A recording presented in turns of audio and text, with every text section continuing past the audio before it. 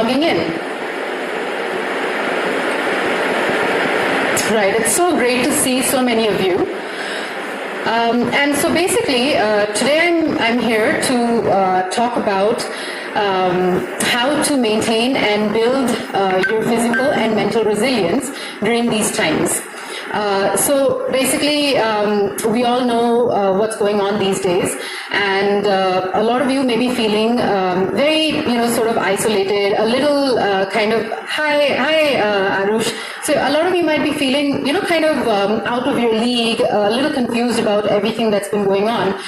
So I'm here today to sort of share with you a few things that I have tried and which have really, helped me in the past few days, because this sort of new normal that we're dealing with is kind of a different situation that we're finding ourselves in.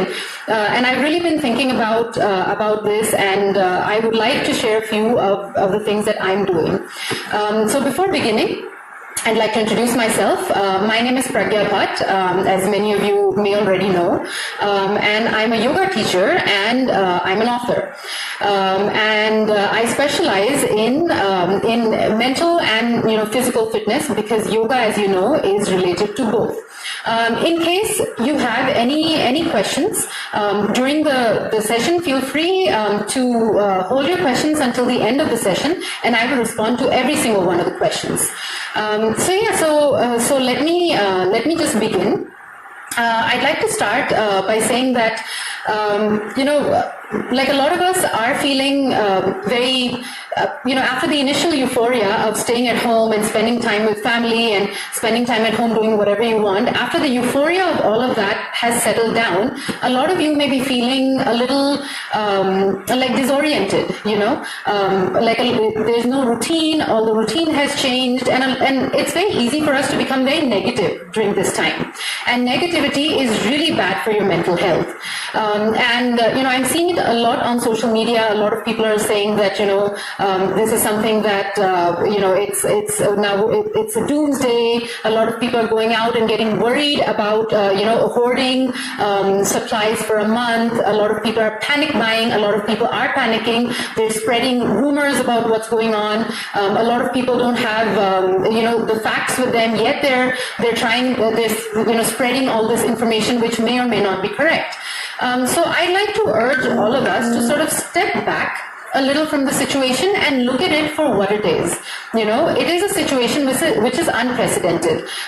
This is a situation that, not many of us, well, actually the world has not seen before. So all of us are really trying to figure it out, whether you're just a normal human being or you're like, the government of a place, the prime minister of a country or the president of a country. For all of us, this situation is very unique. So we, as regular people who are trying to go on with our lives, need to remember that this is a situation which is befuddling for so many people, and so it is for us also, but it is also a historical moment, and we're going to be talking about this years down the line. And it's going to be something that you remember, what did you do when you were in a 21-day lockdown and things like that. And I was actually speaking to my mom earlier today, and she said she's never seen something like this, even in her life. This is like an emergency kind of situation, and she's never seen something like this, and probably our parents have never seen something like this. So you are actually part of history, and I would urge you to look at it like that. Do not look at it as a doomsday scenario.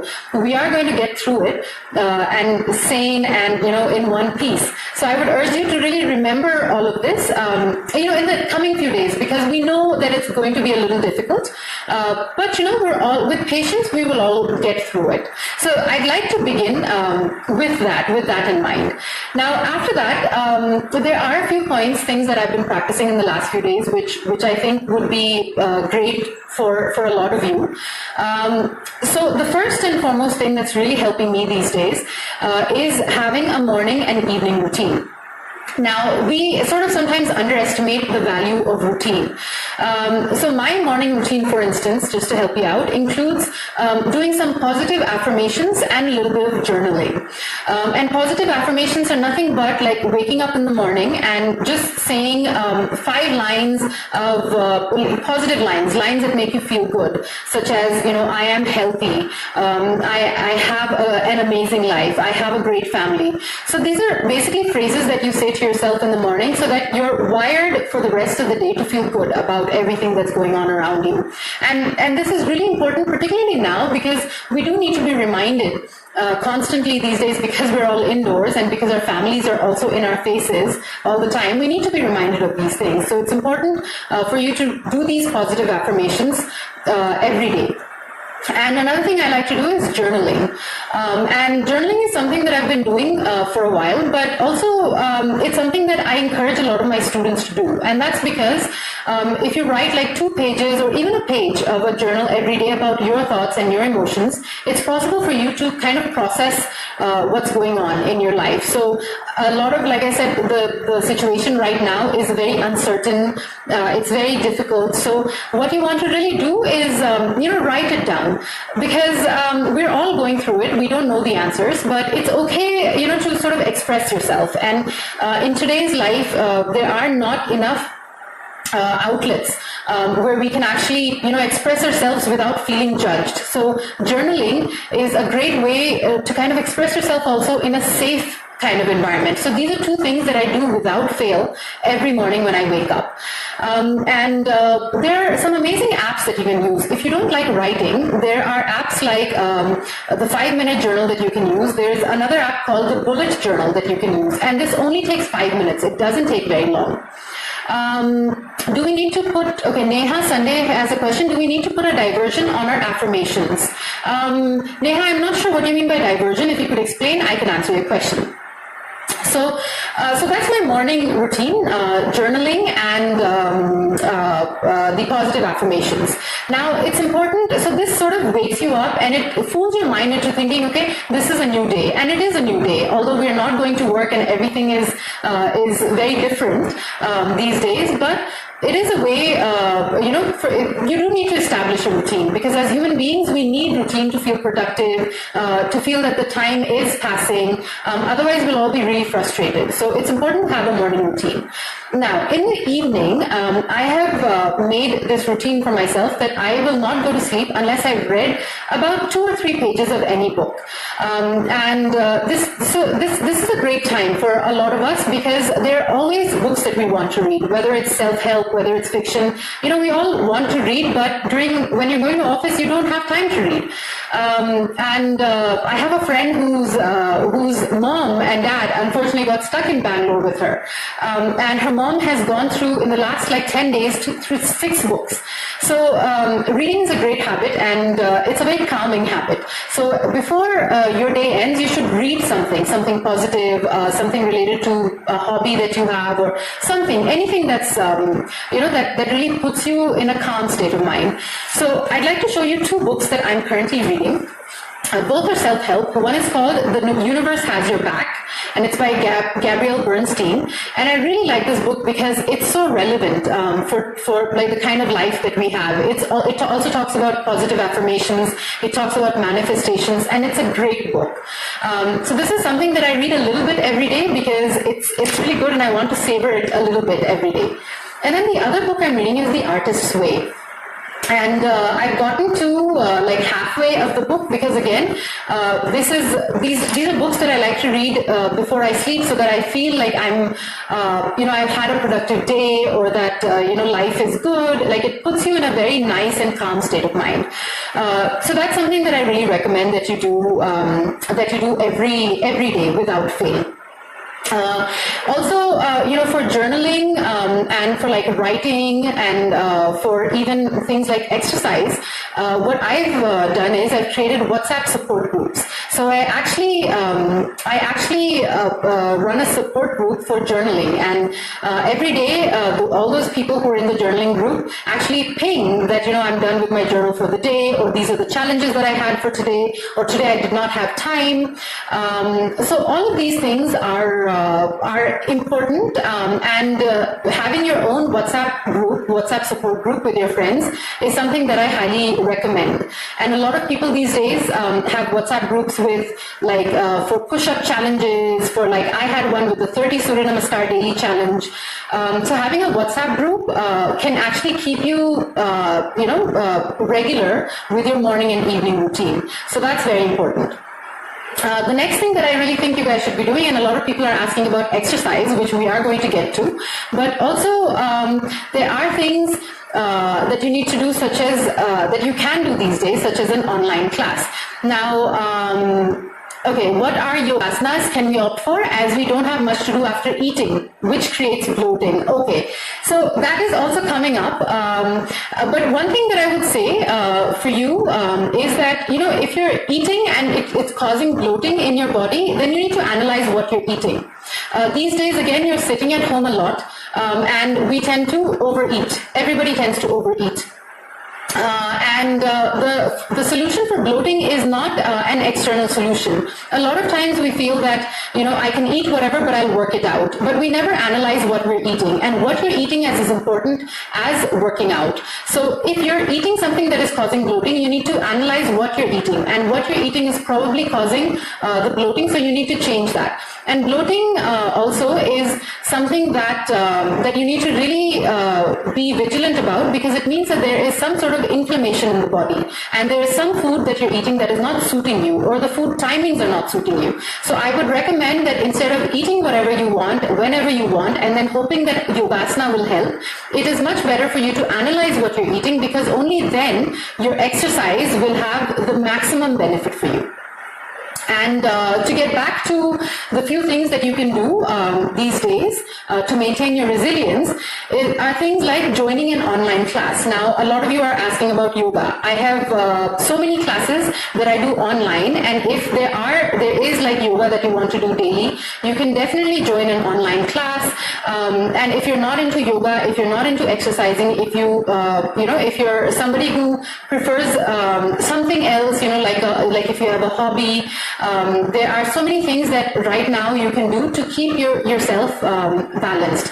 Udemy has a lot of courses that you can try. I know a friend of mine who's doing a course on Ayurvedic nutrition, which is something that you could actually also do if you're looking at changing your diet, changing your lifestyle. So instead of sitting at home and also thinking okay, why am I getting bloated? Why is this happening? I'm not losing weight. What we need to do during this time is actually think about what we can divert your mind into doing something else. Join a class, join an online class. This is a fabulous opportunity for you.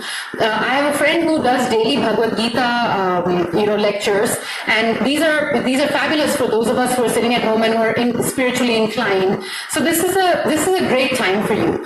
And yes, Rajkumari Jaga 31, thank you for the question. That was a very good question, and I think that bloating is an issue that a lot of people have. So that's very relevant to a lot of people. So that's the second thing. But stay tuned. I'm going to show you a few yogasanas that you can do at the end of the session. A few yogasanas that you can do that are really going to help you at the end of the day and at the beginning of the day to really make you feel better and feel longer and less tired at the end of the day. Another thing I wanted to really point out before we get into the yogasanas, that these days, a lot of us are feeling that, we're indoors and we're not able to meet our friends, and that's causing a lot of frustration to a lot of people. And I would really encourage you to think in a different way. Like a student of mine, she decided that every Friday evening she would have a date with her friends. They would have a virtual party. So she and her husband actually fix themselves a drink. They get some snacks and they Skype with other couples who are friends of theirs, and on their laptop they all talk, they catch up about the week, and that's sort of how they're maintaining their weekend. And it's important for you to be mentally and emotionally happy and fulfilled. You need to have fun along with working out, along with any kind of physical movement. You need that time to mentally decompress also. So don't feel that just because you're indoors you can now not meet any friends. You need to actually maintain your social circles in this way, just by going online. Now, along with this, like the next point is that a lot of you may have been working before, and now you might have to stay at home. And when you're at home, you have your children around all day, you have your in-laws around, and it might be difficult for you to actually feel that you have any control of your time.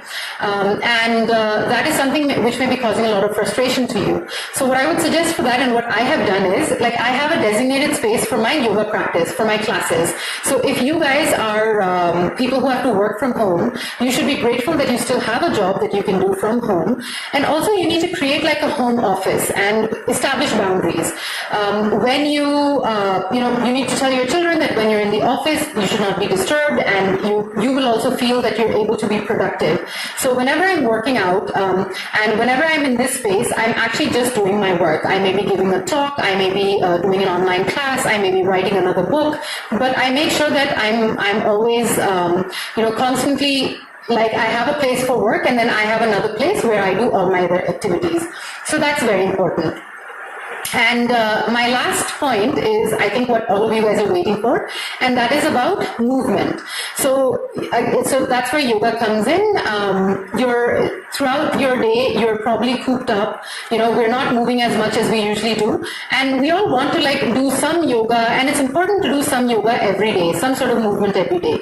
So I want to show you a few yogasanas that you can do every day, that all of you can do. In fact, you can get up right now and actually follow along with me, and then I want to know how you feel at the end of the session. And also, if you have any other questions, I will take them after we're done with this short routine. It's very short, but it's going to make you feel really good, overall really good. And you can do this even if you have no yoga experience, and regardless of what age you are, what weight you are, what height you are. So let's get up, and I'm going to move over to my yoga mat, and you guys can follow along with me. So come up, and go ahead and stand with your feet together, and interlock your fingers together, and extend your arms up. So we call this a Tadasana. You're going to really reach up as high as you can, as though you're stretching first thing in the morning. And once you do this, then you're going to turn to one side and stretch the sides. This is called Tadasana. And come up and go down to the other side. So this is really important for you to actually stretch the sides and make sure that the spine doesn't get tired. And come up and hands down. Now, interlock your fingers behind your back, and this is going to require a little bit of shoulder movement. So roll your shoulders back, tighten the elbows, and then you're going to come forward and lift your arms as high up as you can. Really lift up. A lot of you may just be here, but you want to try to lift up as much as you can.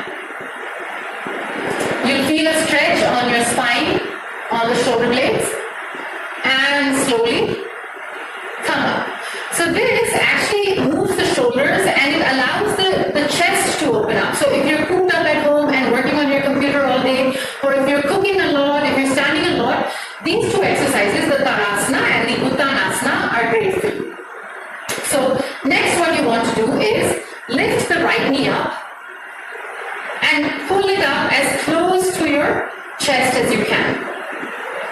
This is called the Pavan Muktasana.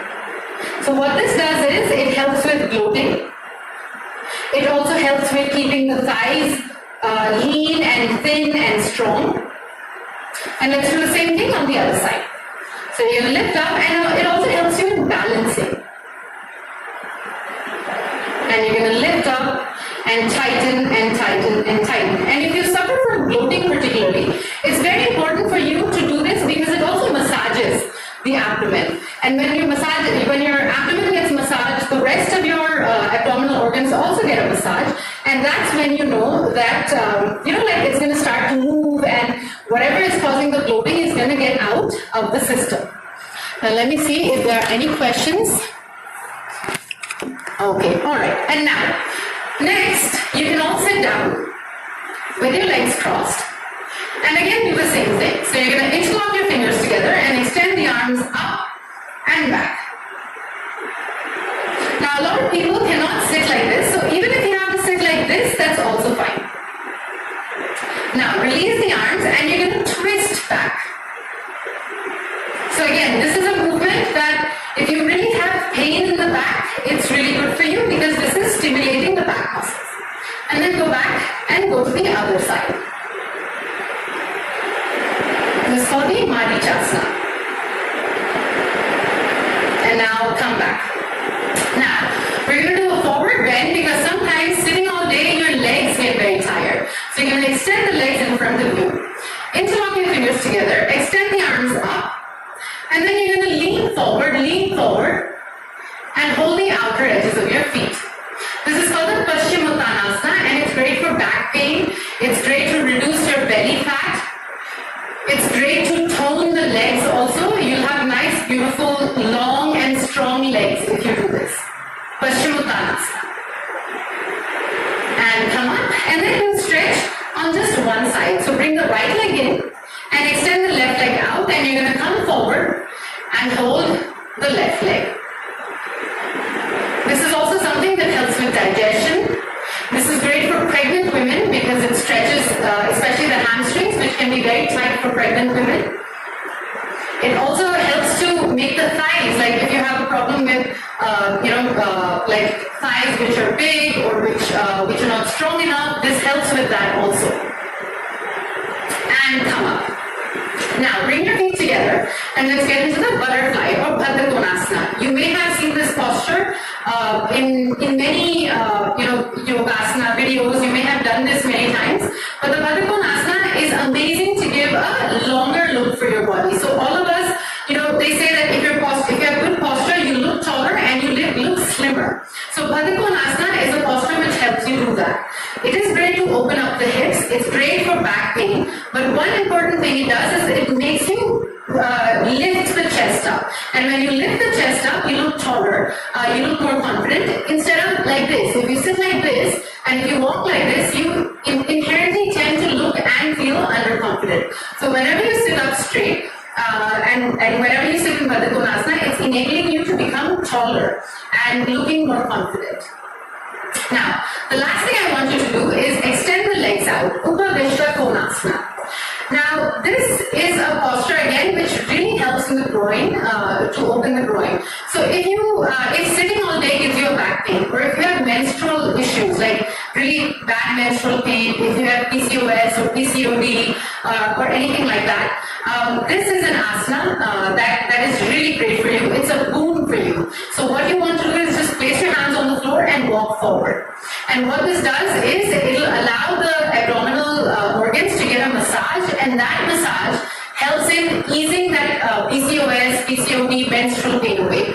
So we're going to be spending a lot of time at home in the coming few days, and you have to do yoga, you have to stay indoors and do indoors activities. So these yogasanas are really good for you, for your daily kind of problems that you may have. And then walk back. And along with this, you could also try like meditating. Anulom Vilom Pranayam, which is also called alternate nostril breathing, is great for meditation. Like I said, meditating before you go to sleep, or even when you wake up is great. So Anulom Vilom Pranayam is really good for that. Okay, I have a question from. Okay, I'm going to start taking questions. Any yoga positions for reducing the butt and thighs? Yes, Harshu. So the best yoga positions for reducing the butt and thighs are the warrior postures. And so, okay, someone how to keep the back straight while bending forward. It gets kind of rounded at times. Okay, so I'm going to respond to Harshu first.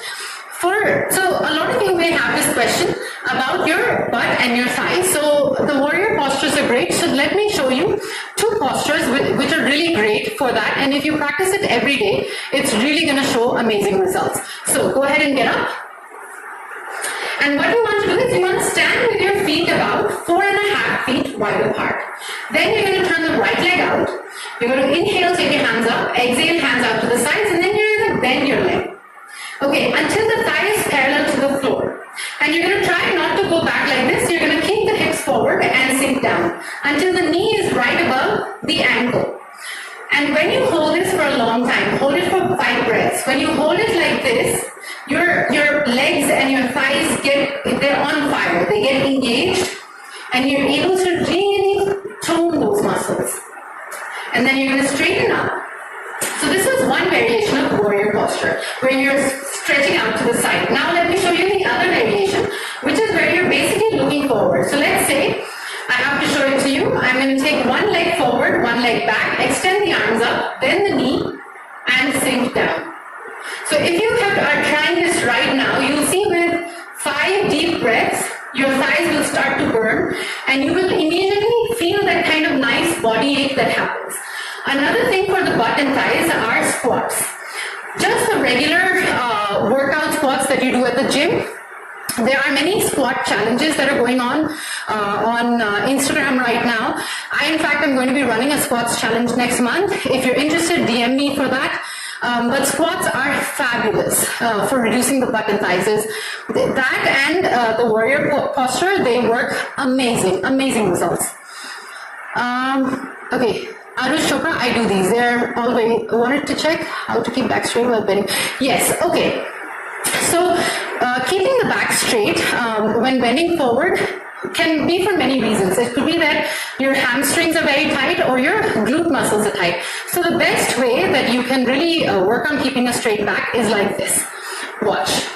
So what you want to do is, you don't want to come all the way down initially. So there will be a point. So you can place your hands on the thighs and bend here. Okay? Maybe if you go further forward, you start to bend like this. But you have to see where you're starting to round the back and go just slightly up from there and hold it.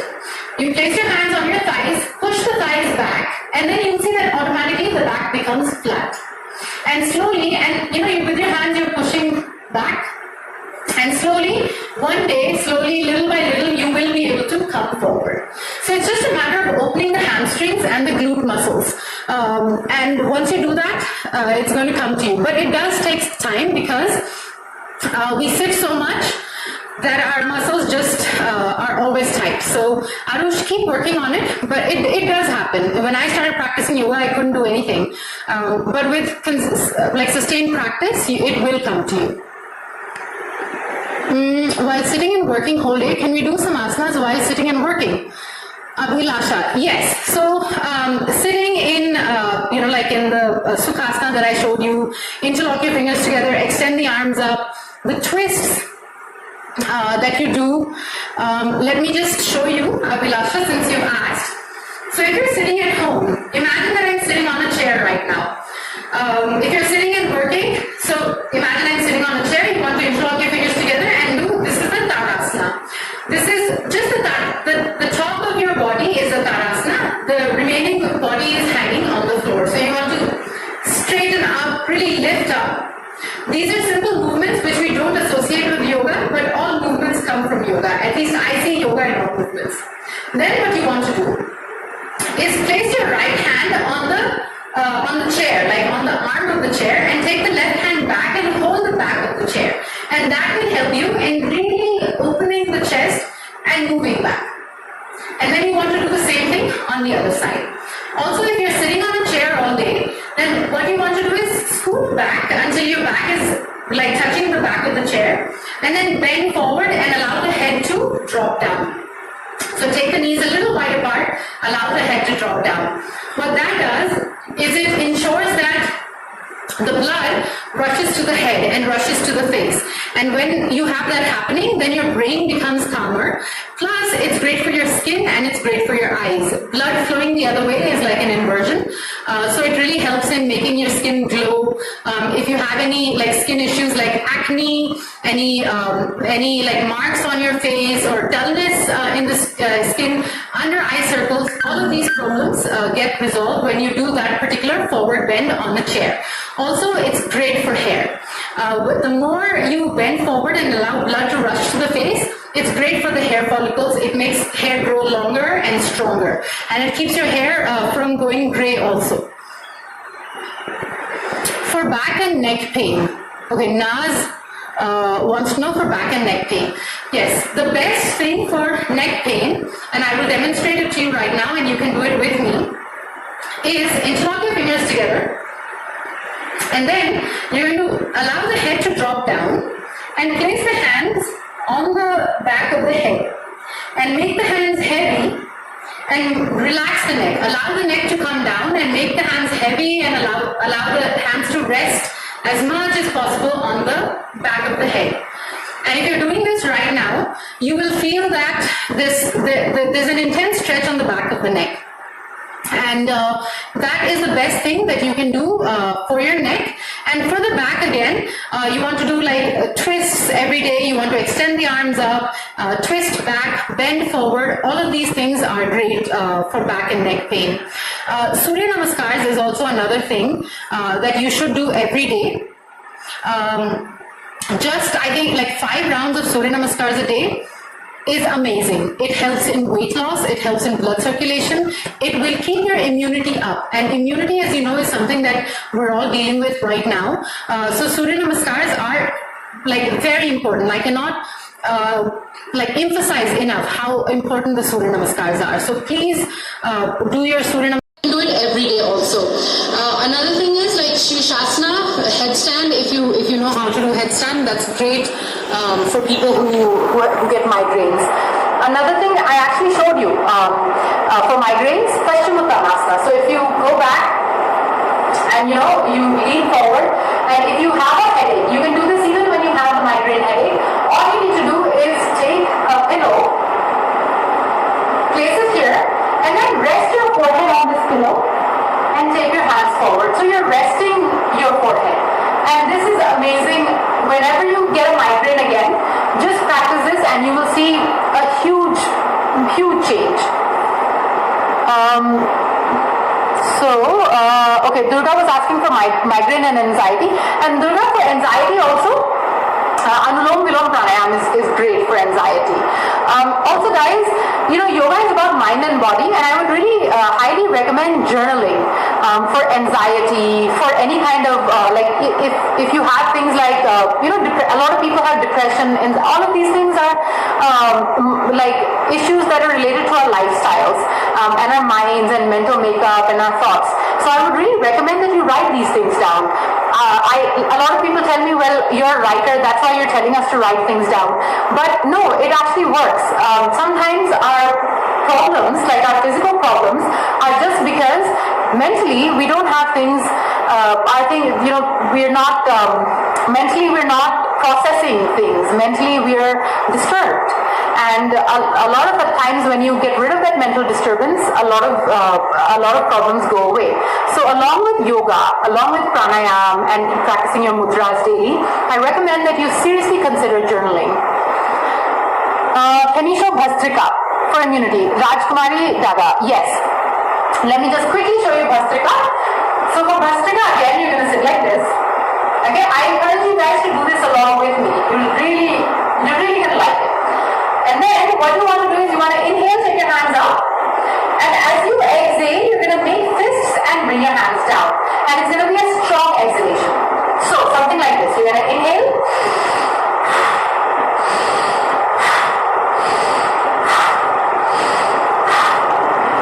This Bhastrika is also called breath of fire in English. Or a warming breath. Because it immediately makes you feel hot, it immediately makes you feel energetic. And this is great for immunity because it increases metabolism also. And because of that, it's great for weight loss also. Remember, it's called breath of fire. My sister has migraine. Is there any yoga for that? Naz? Yes. For migraines, doing a regular yoga practice is really good. So I would recommend for your sister if she can do a combination of Surya Namaskar, a combination of the Anulom Vilom Pranayam and Om chanting. This will definitely really help her with her migraine, but she must do it regularly. She must do it every day and have a set time. So every day if she says 20 minutes, it must be 20 minutes every day that she does it.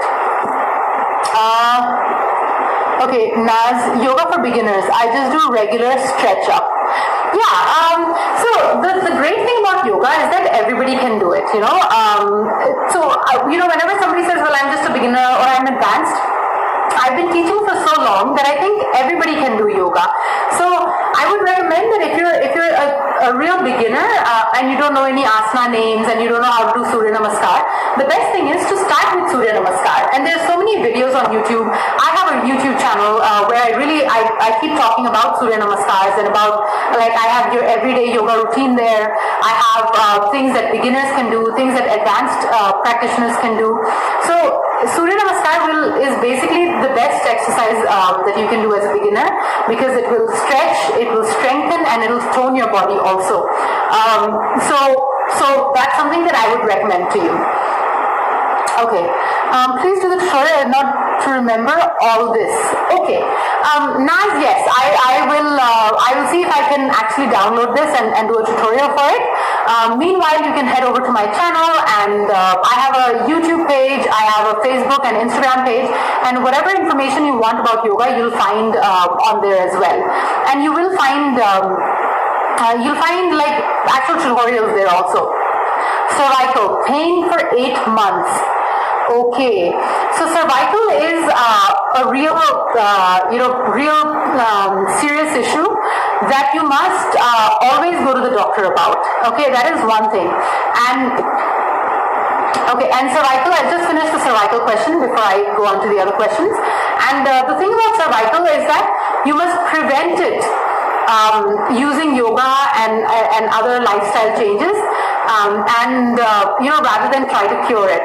But if you have cervical already, this is one great thing that you can do. So I'm showing it to you sideways. So what you want to do is you want to interlock your fingers together, place your hand behind the head, and then as you push the head back, you want to push the hands forward. So I'm pushing my head forward, but I'm also pushing like my head back. So my hands and my head, it says like I'm pushing my head forward, but my head is pushing my hands back, both my hands back. So this is great because it eases the pain and also it strengthens those muscles. So this is the one thing, if you already have the pain, doing this every day will give you a little bit of relief. Along with this, do neck rotations on both sides, look up, look down, keep these muscles really supple. That's what's going to help you with cervical pain. Okay, by the name. So my YouTube channel is just my name, Pragya Bhatt. My Instagram and my Facebook pages are Yoga with Pragya. So it's one word. And also, I would like to tell you guys, since I said I am a writer, and I showed you the books that I'm reading, and I would like to show you the book that I hope that you will buy and that you will like. This is the book that I wrote and was published last year. It's called Beyond Asanas. And if you, since we're all in self-isolation right now, 21-day lockdown and all, I'd like to tell you a little bit about this book. So it is a book that has a lot of pictures for asanas. So I put this book together, about 30 asanas. So each asana has a picture, and about each asana I've put a description on how to do it and a story for each asana. Like, why is the Baddha Konasana called the Baddha Konasana? Why is the downward dog called the downward dog? So it's a book, it's a great gift also for people who like yoga, and it also helps us to know more about our culture and our mythology. And it's an amazing thing that you can even give to people who really like yoga, or you can buy for yourself and stuff. We've gotten lots of great reviews about this book. And since there are 30 asanas in this book, you could do one asana every day, read one asana every day, tell your children the story of the asana, look at the photo of the asana, and by the end of this 21-day lockdown, you will have known 21 asanas really well. Send me your pictures of you with the book or with you practicing some of the asanas in the book, and I will give you a shout out on my social media. Please tell something to treat OCD. Okay, so OCD is again something that relates to the nervous system. It is a condition that is related to the nervous system, and for anything that's related to the nervous system, it's important to find that balance. So what is happening, to understand OCD, we need to understand the kind of time that we're living in. We live in very stressed times. Okay, we live in a time when we're constantly stimulated. If not with work stress, we're stimulated by Instagram, we're stimulated by information overload. There's so much to read, there's so little time, and we're constantly running. It's a fast life, it's a fast world. And OCD happens, it's a nervous disorder that happens as a result of that. So for anything which is of this, any conditions of this strata, OCD is classified as along the same lines as, hypertension, depression. All of these are in the same category, not the same, but in the same general category of conditions. So what we need to do is really try to relax. So meditation, Om chanting is amazing for people who have OCD. Okay. And also with OCD, I think journaling is a great, journaling, therapy, Surya Namaskars, these are great for to treat that kind of disorder. Okay, Reach Ritual, it's already in my Amazon for so long to buy, but it's coming unavailable. So I would recommend that if you have tried to buy Beyond Asanas and it's not available, then the Kindle is not that bad also. And also, if you have looked at the photos of this book is available everywhere. If you've looked at the photos are done by a man called Joel Catalan, and he is a celebrity photographer. In fact, he's the father of Kalki Catalan, and Kalki incidentally has given me a great foreword for this book about the importance of yoga and the importance of knowing why each asana is named that particular name, because the names of the asanas are also very significant. It's not just that we've just randomly called an asana anything we want. There is a story with each asana. The stories are linked to our culture. They are very, they explain about our history, and they help us in understanding yoga, which is so much all over the world, but it's an Indian philosophy. So I wrote this book in an attempt to really help regular people to understand like why the asanas are what they're called. I've tried to give like great pictures like Bhujangasana. We've tried to really illustrate the asanas with great pictures. Like this picture, for instance, was taken in a temple in Hampi, and it's showing you the Padmasana. So do buy this book, and if it's not on Amazon, go maybe you could look at the Kindle edition. And remember to send me pictures of the book when you get them. Send me pictures of you doing yogasanas, and yeah, I'll give you a shout out on my social media. Great. So let's see. Suggest good moisturizer for dry skin in JustHerbs. Okay. So JustHerbs has amazing moisturizers. I actually use their face oil, and I really like that. So there's something called the Kumsumadi face oil, which is really good, and I think you should try that also. Let's see, any other questions? PCOD. Okay, so PCOD again is a condition that happens because of an overproduction of a particular hormone. So it is a hormonal imbalance, and whenever there's an imbalance, the first thing that we need to do is not look at the symptoms. We look at the cause. So Western medicine, if you go to a doctor, an allopath, what they look at is the symptoms. So if you go for PCOD, they will probably suggest some hormones for you to take. They'll suggest a particular kind of treatment which looks at only the symptoms. From a yogic perspective, for PCOD, I would recommend looking at why there is an imbalance in the hormones. Usually the result, the answer lies in the lifestyle. So I have noticed that if you think about it, PCOD is something that wasn't really there. Like about 10 years ago, we didn't really hear so much about PCOD. We didn't hear about menstrual issues. A lot of people had them, yes, but the way it's rampant right now is a new phenomena. And why this is happening is because our lifestyles are becoming so artificial. Like we eat artificial food, we drink unnecessarily, we don't get enough sleep, we are constantly stressed. All of these things put together cause some kind of imbalance, and for a lot of people it comes.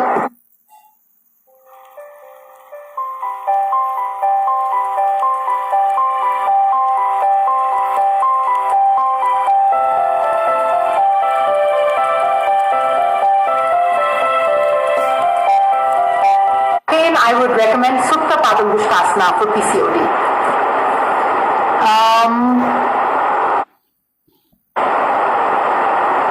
How do you see the link between yoga, Ayurveda and beauty? Okay, thank you, Arush. That is a very good question. I think, so if you take a step back, okay, when it comes to yoga, yoga is one of the Sat Darshanas of India, of, the Indus Valley civilization that was there. So it is something that was mentioned in the Vedas itself. It is one of the philosophies that even predates the Vedas. And it was recommended as a way for people to be in synchrony, in harmony, to go inwards to find out who you really are. Some people say it is for the individual soul to merge with the super soul. So there are many, different interpretations for yoga, but nonetheless, it was a way for us to delve deeper into who we are. Now, Ayurveda is also a philosophy that comes from the Vedas. It's Ayurveda. So yoga and Ayurveda are very intimately linked because there's something which is historical. It's not a new discovery. These are tried, philosophies. These are highly studied philosophies, and these all deal with how to make the human being the best version of themselves. Like, for instance, in yoga, there is a huge emphasis on pranayama. There's a huge emphasis on meditation. There's a huge emphasis on keeping the body clean, mind clean, and in your internal cleanliness is also there. There are kriyas in yoga which deal with internal cleanliness. There's asanas in yoga which talk about the body. In fact, there are even some sutras, yoga sutras, that say the body is supposed to shine like a diamond. So there have been many descriptions about what the body is supposed to be like. And Ayurveda was the science of treatment. If anything happens to the body, how do we treat it? So, in my opinion, both of these talk about the beauty of the body, but beauty not in the conventional sense, but in, like, everybody is beautiful, every body is beautiful, provided we take care of it properly. Every mind is beautiful, provided we take care of it properly. So that's the link that I see between yoga, Ayurveda, and beauty. Okay, read rituals. I will wait for the book to come. I'm already a yoga student. Okay, that's amazing. So if you have any questions about any other yoga books also, I read extensively. Please feel free to ping me and, ask me anything you want. The left side of my neck doesn't have any strength. Cervical pain. Okay, so another thing for cervical that you can do is place your hand on the side of the head and sort of, allow the neck to relax and come down to one side. And do the same thing to the other. Now, because you have the pain, you have to be very careful with it. Doing it carefully will help you in kind of managing the pain. Yes, so Tushar is asking about PCOD solution. So Tushar, yes, so it's the solution for PCOD, there is a combination. Okay, Arush, Kumsukad, yes, Kumsukad, yeah. Okay, so for the PCOD, and because PCOD is relevant to many women, let me elaborate a little bit more. So there's, it is a fallacy to think that only one asana will fix PCOD. PCOD sometimes is also related to obesity. Okay, so the first thing that you must do for PCOD is, and I cannot emphasize this enough, is Surya Namaskar. Please write it down. If you guys are suffering from PCOD, please write it down. Surya Namaskar is the first thing that you need to do. Then you want to do all of your warrior postures. Then you want to do a lot of like Paschimottanasana. You can write this down. Paschimottanasana, Janu Shirshasana, which I showed also earlier in this tutorial. Then you want to do something called Kapalbhati. Okay. Finally, you also want to do some meditation. Om meditation is good. Okay. Along with Om meditation, if you want to do journal writing, that's also great. And I'm not talking just about writing, but I mean detoxing the mind, because the mind and the nervous system are linked. PCOD is a condition which arises because the nervous system is not balanced. And the nervous system is not balanced because there is something that the mind is thinking about or the mind is doing which is causing that imbalance. I hope that answers your question, Tushar. Okay.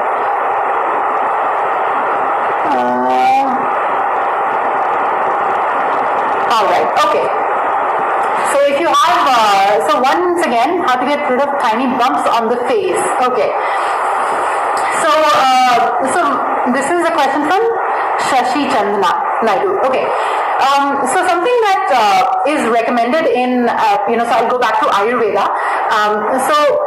Those of us who practice yoga, and especially when you have an intense regular practice, something called Abhyangam is recommended. So Abhyangam is nothing but a self-oil massage. And once a week, we are supposed to take some oil, heat it up, and put it everywhere. So from your hair to the tips of your toes. And when you do this, this generates like a lot of heat on the skin also, and it makes all the pores open up and flush out all the toxins.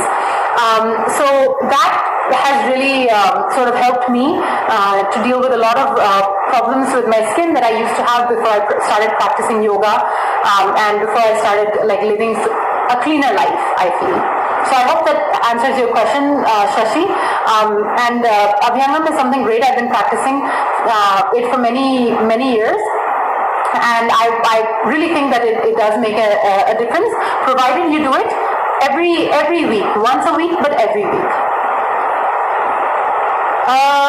Which oil is best for face? I'd say any oil from JustHerbs. Also, personally, almond oil is great. I've also used coconut oil on my face, and it works really well. So.